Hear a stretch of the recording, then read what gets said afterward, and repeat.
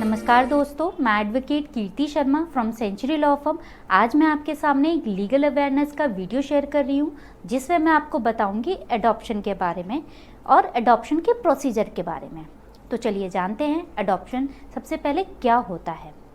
Adoption एक तरीके का लीगल प्रोसेस होता है जिसमें अडॉप्टेड चाइल्ड लीगली सेपरेट होता है अपने बायोलॉजिकल पेरेंट्स से एंड लॉफुल चाइल्ड हो जाता है अडॉप्टिव पेरेंट्स का। अब जानते हैं कि ये अडॉप्शन के जो लॉज हैं किस लॉ के अंदर गवर्न किए जाते हैं। Number 1, Hindu adoption and maintenance act 1956, जिसे हम शॉर्ट में हामा एक्ट कहते हैं। Number 2, juvenile justice care and protection of children act 2015, जिसे हम शॉर्ट में जेजे एक्ट कहते हैं। तो चलिए जानते हैं कि चाइल्ड की कैटेगरी में फॉल कौन करता है। Number 1, orphan child. Orphan child वो चाइल्ड होते हैं जिनके कोई भी लिविंग पेरेंट्स नहीं होते करेंटली।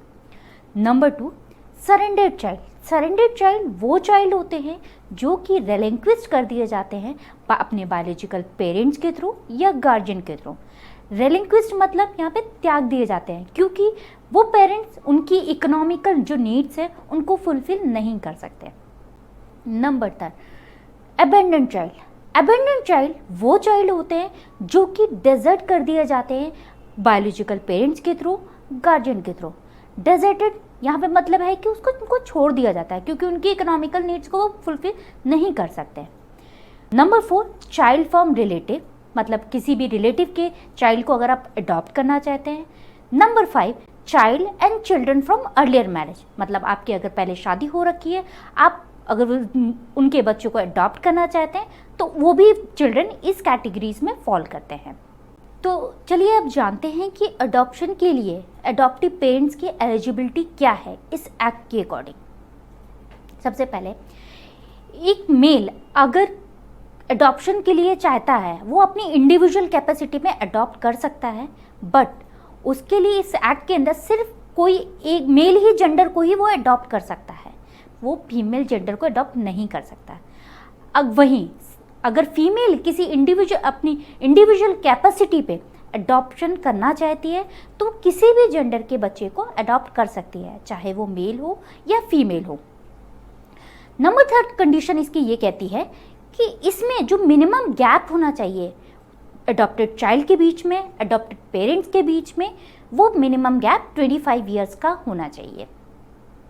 इसके बाद 4th जो कंडीशन ये कहती है कि अगर अडॉप्टिव पेरेंट्स कपल हैं तो दूसरी कपल मतलब अपने स्पाउस की कंसर्ट लेना मैंडेटरी है। नंबर 5, अगर कोई कपल अडॉप्शन करना चाहता है तो उनकी मैरिज को एटलीस्ट स्टेबल होना चाहिए 2 इयर्स तक के लिए। और सबसे महत्वपूर्ण बात यह है जो पॉइंट नंबर 6 में मैं आपको बता रही हूँ, ये है कि वो कपल हो या इंडिविजुअल कैपेसिटी पे हो, वो फाइनेंशियली स्टेबल होने चाहिए, इवन इमोशनली स्टेबल होने चाहिए, और ऐसी कोई भी डिजीज़ से ना सफ़र कर रहे हों जो कि इनक्योरेबल हो। ये बहुत मैंडेटरी है फॉर अडॉप्टिव पेरेंट्स के लिए। इसमें एज का क्राइटेरिया दे रखा है कपल्स के लिए और इंडिविजुअल्स के लिए। अगर कोई कपल अडॉप्ट करना चाहता है 0 to 4 ईयर्स के बच्चे को, तो उसके लिए उनकी एज कंपोजिट मैक्सिमम 90 ईयर्स की होनी चाहिए। और वही कपल अगर 4 to 8 ईयर्स के बच्चे को अडॉप्ट करना चाहता है तो उनकी एज वो भी कंपोजिट एज मैक्सिमम 100 ईयर्स की होनी चाहिए। और अगर वही कपल 8 to 18 ईयर्स के बच्चे को अडॉप्ट करना चाहता है तो उसकी एज, दोनों कपल की मैक्सिमम एज होनी चाहिए 110 ईयर्स की। यही अगर एक इंडिविजुअल कैपेसिटी पे अगर अडॉप्शन करना चाहता है किसी बच्चे का 0 to 4 ईयर्स के, तो उसके लिए उनकी एज 45 ईयर्स की होनी चाहिए।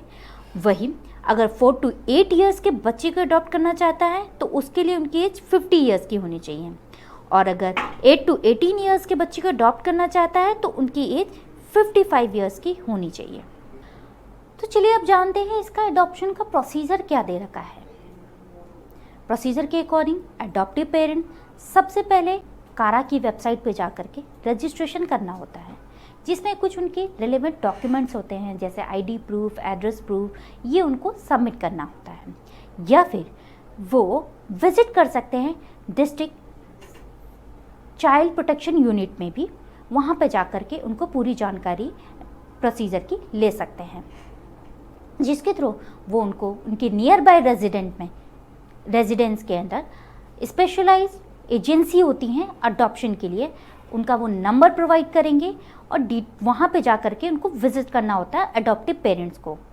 जब वो अडॉप्टिव पेरेंट्स वहाँ पे विजिट करते हैं तो सोशल वर्कर के through specialise adoption agency appoint करती है किसी पर्सन को, जो कि उन एक रिपोर्ट बनाएंगे जिसे हम HSR रिपोर्ट कहते हैं, मतलब होम स्टेटस रिपोर्ट। वो रिपोर्ट सबमिट करेंगे स्पेशलाइज्ड अडॉप्शन एजेंसी के सामने। उसी रिपोर्ट के बेसिस पे स्पेशलाइज्ड अडॉप्शन एजेंसी एलिजिबल करेगी उन अडॉप्टिव पेरेंट्स को जो कि एलिजिबल होंगे एक चाइल्ड के अडॉप्शन के लिए।